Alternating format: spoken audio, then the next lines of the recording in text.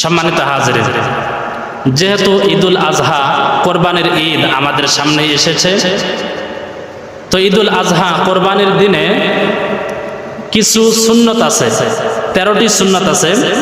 এই কাজগুলি অবশ্যই আমাদেরকে করতে হবে, তাহলে আমাদের সুন্নত আদায় হয়ে যাবে। এক নম্বরে হচ্ছে ভোরে খুব তাড়াতাড়ি ঘুম থেকে ওঠা।